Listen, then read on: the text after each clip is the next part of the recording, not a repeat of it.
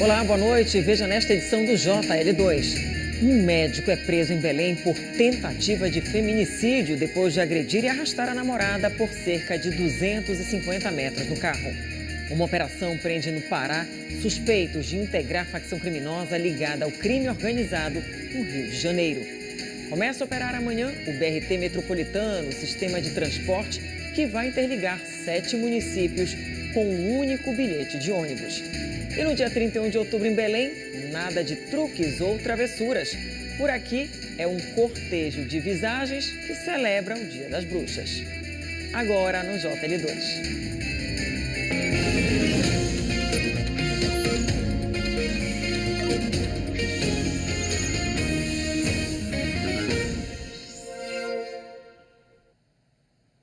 Uma operação prendeu traficantes suspeitos de integrar facção criminosa ligada ao crime organizado no Rio de Janeiro.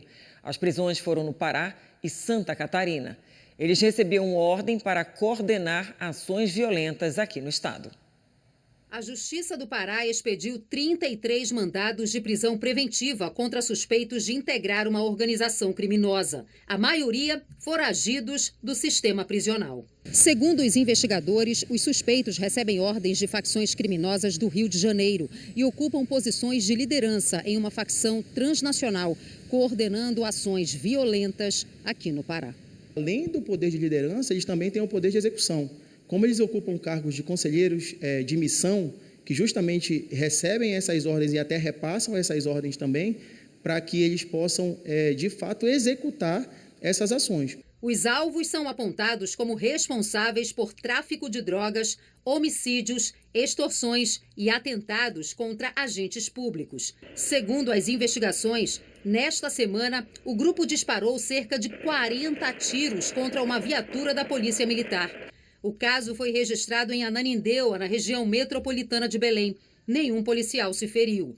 As ações para capturar os criminosos estão sendo coordenadas pelas polícias federal e civil e agentes da Secretaria de Administração Penitenciária. As equipes atuam em 8 municípios do Pará e em 2 cidades do estado de Santa Catarina. Eles atuam tanto em Belém, na região metropolitana, como também nos interiores do estado, e nada obsta que o investigado ali esteja em determinada localidade e, a partir dali, ele comande as ações em determinado bairro que ele ocupe ali uma determinada gerência ou um poder de influência. Eles não ficam longe das investigações que são desenvolvidas pelos núcleos que têm desenvolvido esses trabalhos aqui, como a FICO, como a Delegacia de Facções. Então, mesmo no interior, eles são alcançados e são realizadas essas prisões.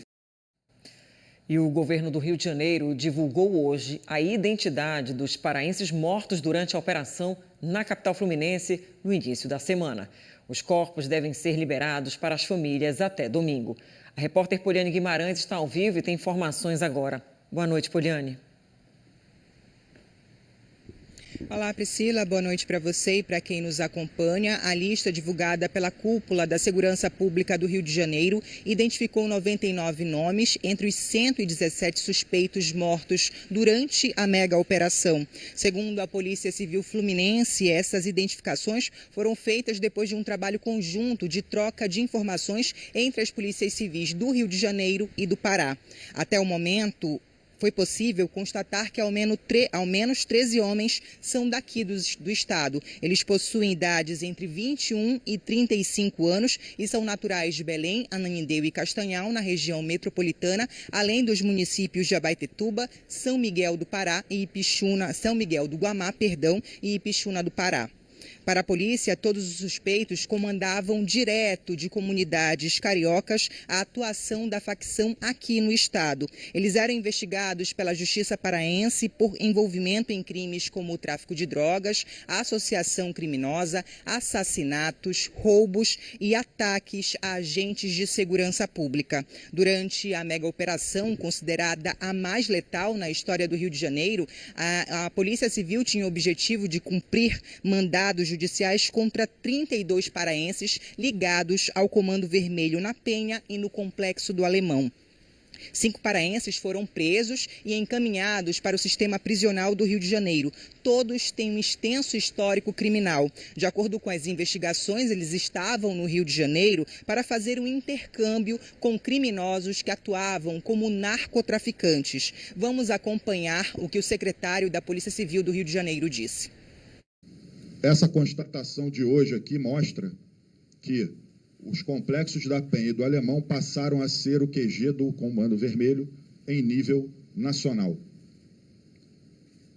São desses complexos que partem todas as ordens, decisões e diretrizes da facção para todos os outros estados onde o Comando Vermelho tem atuação. É preciso que haja uma mobilização nacional no sentido de combate a essa organização, que não é mais uma organização criminosa, é uma organização terrorista, com práticas terroristas, com táticas de guerrilha.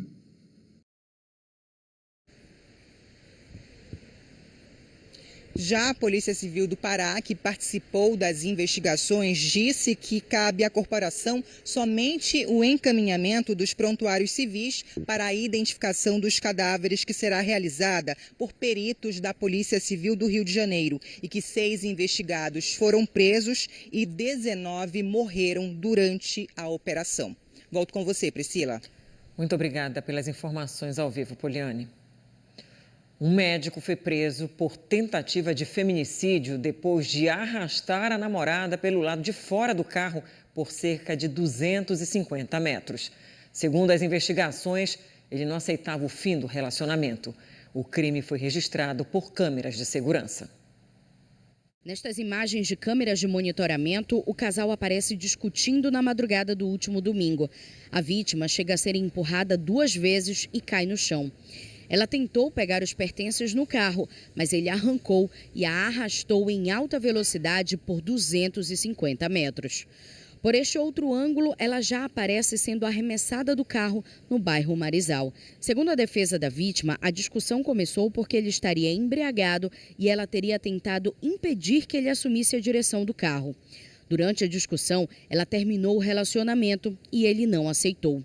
A vítima teve 5 dentes quebrados e várias escoriações pelo corpo. Ela caiu, ele ainda para o carro, mais ou menos uns 100 metros de distância, vê que ela caiu, não desce, não retorna para socorrê-la e a deixa lá. E ela é socorrida por populares. O casal tinha um relacionamento recente e, segundo parentes da vítima, parecia ser uma relação tranquila. Felipe Almeida Nunes se apresentou na seccional de Coraci na noite de ontem. A defesa dele alega que ele é inocente e vai trabalhar com a linha de lesão corporal. Alega inocência, essas acusações que estão pesando contra ele não estão da forma como estão divulgando aí. E é por isso que a gente vai ter acesso aos autos para estar dando mais detalhes depois, quando sair o sigilo. Segundo as investigações, Felipe Almeida Nunes já responde a outros processos. Um por violência doméstica na 5ª Vara Criminal de Belém, outro por divulgação de conteúdo íntimo, onde já foi condenado em primeira instância e agora passa também a ser investigado por tentativa de feminicídio. Nós iniciamos todas as diligências para regimentar elementos para comprovar, entender as circunstâncias do crime e a autoria, né? A materialidade estava comprovada pelas lesões que nós verificamos serem gravíssimas na vítima, né? Então, em posse desses elementos, nós tentamos efetuar a prisão em flagrante, porém, nós não conseguimos localizar o investigado. Passamos alguns dias em diligências ininterruptas no sentido de localizá-lo para efetuar o flagrante, não conseguimos. Então, eu arregimentei essas informações juntamente com a equipe de investigação. Eu representei pela prisão preventiva dele, foi decretada pelo juízo e foi cumprida, tendo sido comunicada, né? Foi decretada pela 3ª Vara de Violência Doméstica. E os casos de violência contra a mulher não param por aqui. Em Paragominas, uma dona de casa também foi atacada e morta pelo companheiro. O feminicídio foi registrado ontem à noite. O crime gerou comoção e deixou os vizinhos e familiares assustados. Ketmile do Nascimento Araújo, de 40 anos, foi assassinada pelo companheiro dentro da própria casa. Ela era uma pessoa muito legal, né? E ela tratava todo mundo bem. E a família está sentindo muito a perca dela, né? A família toda abalada e justiça. A vítima estava na sala quando foi agredida e golpeada por 17 facadas. Ketmile morreu no local. De acordo com os familiares, o casal mantinha um relacionamento de aproximadamente 15 anos. No momento do crime, Ketmile estaria organizando a decoração do aniversário de uma das filhas dela. Segundo a polícia militar, o crime teria sido motivado por ciúmes, depois que o companheiro dela teria visualizado algumas conversas e fotos no celular da vítima. O feminicídio foi no começo da noite desta quinta-feira, na Avenida Professor Manuel Pereira da Silva, no conjunto residencial Morada dos Ventos, em Paragominas. A frente da casa ficou tomada de curiosos e moradores da área. Equipes da Polícia Militar isolaram o local e a Polícia Científica fez a perícia. A vítima recebeu pelo menos 17 lesões de arma branca. Existia uma faca próxima ao corpo. A gente não sabe se foi ela que foi usada no crime. Logo após o assassinato, Elias Wilke Costa Araújo se apresentou voluntariamente na delegacia e confessou a autoria do feminicídio. Agora, 2 criminosos morreram durante confronto com a polícia em Castanhal. Foi depois de um assalto a um comércio. Câmeras de segurança ajudaram a identificar os suspeitos. O homem de boné entra no estabelecimento como se fosse cliente, enquanto a funcionária faz um atendimento. O segundo suspeito entra, olha e sai. É nesse momento que a mulher de roupa laranja chega e senta. Em poucos segundos, o criminoso rende as 3 mulheres. Ele estava armado. O homem rouba celulares e dinheiro. A ação dura menos de 1 minuto. Em seguida, ele sai e foge de moto, junto com o comparsa. O caso foi no bairro Imperador, em Castanhal. Depois do assalto, houve confronto dos criminosos com a polícia no bairro Nova Estrela. Os suspeitos foram atingidos e morreram na UPA do município. Apenas um dos suspeitos foi identificado, o Diego Roberto Leal da Silva. Segundo a polícia, ele já respondia por crimes como roubo, assalto à mão armada e latrocínio. Com os 2 assaltantes, os policiais encontraram porções de maconha, cocaína e pedras de óxido, além de 2 armas, munição, dinheiro e celulares. Radares e câmeras de fiscalização foram retirados de 11 vias em Ananindeua, entre elas a Avenida Independência, uma das mais movimentadas da cidade. Segundo a empresa responsável pelos equipamentos, o serviço foi suspenso por falta de repasse da Prefeitura. Uma dívida que passaria de mais de 8 milhões de reais. Uma das vias mais movimentadas de Ananindeua está sem monitoramento eletrônico de velocidade. Na Avenida Independência, os radares foram removidos. Na Rodovia dos Trabalhadores, as placas indicam que a via é monitorada por vídeo e que a velocidade permitida é de 40 km por hora. Mas os equipamentos de vídeo monitoramento não estão mais instalados. No total, 11 avenidas e ruas tiveram os radares de velocidade removidos. São elas: Estrada do Icuí, Rua Providência, Rodovia dos Trabalhadores e as avenidas SN 21, Mário Covas, João Paulo II, Independência, Três Corações e ainda a Avenida Cláudio Sandres, Dom Vicente Zico e Governador Hélio da Mota Gueiros. Na Estrada do Icuí, registramos o momento em que a equipe fazia a remoção da placa que indicava o limite de velocidade da via. O motivo desta retirada? Uma dívida de aproximadamente 8,5 milhões de reais que a Prefeitura não fez o repasse. O contrato firmado em 2022 previa a instalação de 22 radares e 5 câmeras de vídeo monitoramento, além de suporte técnico e sistemas informatizados ligados diretamente para a Semutran. No documento enviado à Gestão Municipal de Ananindeua para comunicar a retirada dos equipamentos, a empresa Atlanta Tecnologia de Informação relatou que os últimos pagamentos recebidos ocorreram em setembro de 2024, quando a empresa recebeu pelos serviços prestados entre os meses de setembro, outubro e novembro de 2023. O documento afirma ainda que várias tentativas de negociação foram feitas à prefeitura, mas nenhuma delas houve acordo. Para este especialista em trânsito, os radares são importantes para a redução de acidentes. Os radares, além de auxiliarem na fiscalização, dão mais segurança para todos, ou seja, é uma maneira de reduzir os sinistros e fatalidades.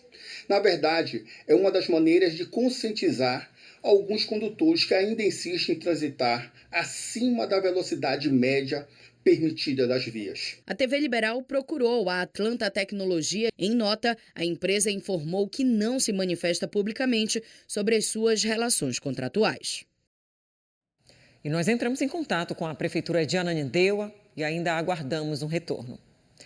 Veja a seguir, começam a circular amanhã os ônibus do BRT Metropolitano e o tradicional cortejo de visagens que percorre as ruas de Belém no Dia das Bruxas.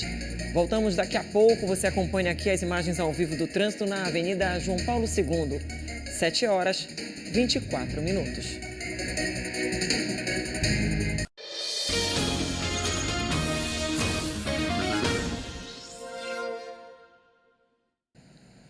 O BRT Metropolitano foi entregue hoje, depois de mais de 6 anos em obra. O sistema, que vai ligar cidades da Grande Belém, conta com 265 ônibus que começam a operar amanhã e deve atender mais de 100 mil pessoas por dia.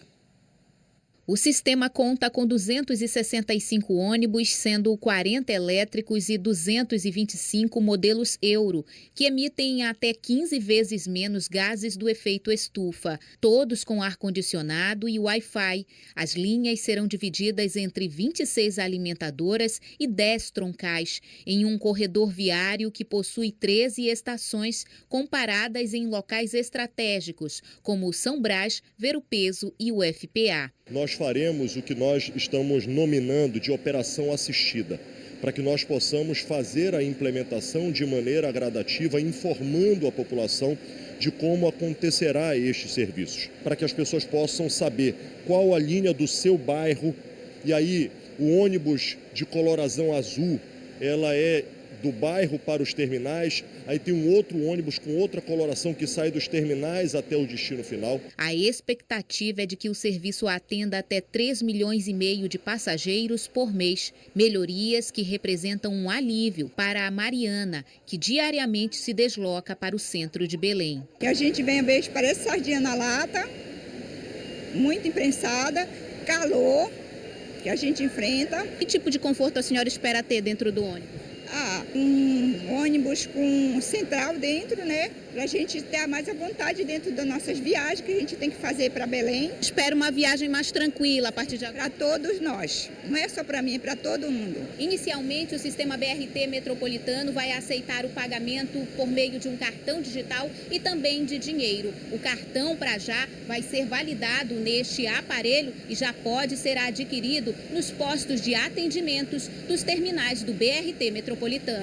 No novo sistema, o passageiro vai pagar apenas uma passagem em um trajeto que liga Castanhal a Belém, beneficiando moradores de Benevides, Santa Bárbara, Santa Isabel, Marituba e Ananindeua. O vale digital, já utilizado em Belém, não será aceito dentro do sistema BRT Metropolitano. São 10,8 quilômetros de extensão entre entroncamento e Marituba. O sistema já é considerado um marco na mobilidade urbana da região metropolitana de Belém. Isto significa, principalmente, para as cidades que a população sofre com a necessidade de pegar vários ônibus, uma redução no custo de forma extraordinária. As obras do BRT Metropolitano foram iniciadas em janeiro de 2019, há mais de 6 anos. Um projeto executado pelo Núcleo de Gerenciamento de Transporte Metropolitano. O projeto recebeu investimentos do Japão por meio da JICA, Agência de Cooperação Internacional do Japão. Toda a operação dos ônibus do BRT será acompanhada em tempo real pelo Centro de Controle Operacional. A Prefeitura de Belém apresentou um novo projeto de reordenamento do comércio aqui da capital. A iniciativa pretende organizar as calçadas, melhorar a segurança e dar mais conforto a quem trabalha ou circula pela área. Desorganização de barracas, fiação exposta, calçadas irregulares, risco de incêndio, insegurança. A lista de problemas estruturais é grande e bem conhecida, principalmente por quem trabalha ou frequenta o comércio da capital. Inseguro, insalubre, entendeu? Fora risco que a gente tem todos os dias, que a gente pega chuva, pega sol e ninguém resolve a situação do comércio. Não é seguro e nem tem calçamento adequado. Eu faço parte, desde 1968, da Igreja Nacional das Mercês. Eu frequento aí, eu sou daí da igreja. Problemas para transeunte, por exemplo, principalmente para pessoas deficientes, problemas de sujeira. Foi com o objetivo de resolver as questões que se arrastam há décadas que a Prefeitura apresentou hoje o plano para o reordenamento da área. As ações começaram pelo Boulevard Castilho França, onde a calçada já está livre. Nós estamos organizando o comércio popular do centro da cidade. Em paralelo, vamos devolver à sociedade um lugar onde você possa frequentar com a sua família com segurança, limpo, adequado. O programa Belo Centro, que estava previsto para ser colocado em prática em janeiro de 2026, foi antecipado depois que parte da laje do estacionamento do Largo da Palmeira desabou na noite da última quarta-feira, deixando um idoso ferido. Nós resolvemos tomar uma série de medidas que sejam emergenciais, mas também a construção de medidas definitivas para que esse projeto possa vingar e ser um sucesso. Por isso, nós resolvemos antecipar. Atualmente, cerca de 1.500 trabalhadores, entre permissionários e informais, atuam no comércio da capital. O espaço recebe por dia uma média de 50 mil pessoas e tem papel fundamental tanto na economia quanto na vida da cidade. Na Travessa 1º de Março já é possível ver parte do trabalho que deve ser aplicado em outros espaços. Hoje a nossa compreensão é que é um projeto de cidade, um projeto que tem que envolver a todos. Nesse momento a gente reafirma esse compromisso, reafirma o compromisso de devolver à cidade o centro comercial e o centro histórico todo requalificado. Enquanto isso, há quem lembre do passado com saudade e quem torça por mudanças efetivas. A Rua João Alfredo era uma rua tradicional daqui de Belém, onde as senhoras, as senhoritas, elas desfilavam, elas se davam o luxo de desfilar, aquele paralelepípedo bonito, tudo muito bem organizado. De que momento tu vai acreditar que realmente está tendo uma mudança? Quando a gente vê que realmente o poder público está vendo o lado da população aqui do comércio, está vendo os trabalhadores informais, os trabalhadores cadastrados e ver que realmente, de fato, está começando a acontecer. O Halloween na Amazônia é diferente. O cortejo Visagento chega à 7ª edição com o tema Contexto COP. A gente vai agora ao vivo para saber mais detalhes, inclusive, sobre essa programação que, tem travessuras, tem muita fantasia, mas tem uma pegada muito nossa, não é isso, Juliana? Boa noite. Boa noite, Priscila. Boa noite a todos que nos acompanham. Eu fiz questão de juntar a galera que está fantasiada aqui, que é para trazer um pouco de horror nesse Dia das Bruxas. Quem a senhora é? A Matita Pereira. E como a gente está na Amazônia, é claro, tem as fantasias que são mais regionais. A gente tem aqui, por exemplo, a Vitória Régia, que está personificada. Eu vim de Vitória Régia para combater o racismo ambiental, porque a maioria da periferia é negra e vivemos saneamento básico de péssima qualidade. Tudo que é relacionado para benefício dos pobres e negros é o mínimo colocado. Então, para gritar contra isso, eu estou aqui de Vitória Régia. É importante a gente dizer que todo ano o Circuito Visagento tem um tema, que esse ano, é claro, tem que conversar com a COP30 com o tema lutar e resistir contra os predadores da vida disfarçados de progresso. O cortejo saiu do cemitério Santa Isabel por volta de 6 horas da tarde e está seguindo aqui pelas ruas rumo à Praça Benedito Monteiro. Vou pedir para o Marcos Pinheiro mostrar para vocês, eles fizeram uma breve parada aqui na sede do Malhadinho, o Boi aqui do Guamá. houve um momento de troca, né? Dessa troca, desse intercâmbio cultural. E o circuito segue aqui pelas ruas do Guamá. Tem até o Homem do Saco aqui. Muito tempo dedicado a essa produção? 1 hora para maquiagem. 1 hora para trazer horror para as ruas de Belém nesse Dia das Bruxas, Priscila. Muito obrigada, Juliana. Uma tradição aí que movimenta a cidade, atrai tantas pessoas que gostam de assombrar. Obrigada. Agora é hora do esporte. O Paysandu está enfrentando, neste momento, o Atlético Goianiense pela Série B do Campeonato Brasileiro. E esse jogo é no estádio Antônio Ascioli, em Goiás. Até o momento, o placar está em 0-0. Essa partida pode definir o futuro do Papão na Série B. Se perder ou empatar, o time matematicamente estará rebaixado. A transmissão desse jogo em tempo real você pode ver no ge.globo/PA. Bom, já no futebol feminino, o Paysandu só tem notícia boa. Hoje à tarde, as meninas do Papão venceram o Tiradentes e conquistaram o título do Campeonato Paraense da categoria. O repórter Bruno Amâncio tem as informações. Olá pessoal, o Paysandu conquistou o título do Campeonato Paraense de Futebol Feminino na tarde de hoje, aqui no Seju, Centro Esportivo da Juventude. As bicolores venceram o Tiradentes por 2-0. Os gols só saíram no segundo tempo. O primeiro foi de Irley, aproveitando o cruzamento de Brenda. O segundo foi de Letícia.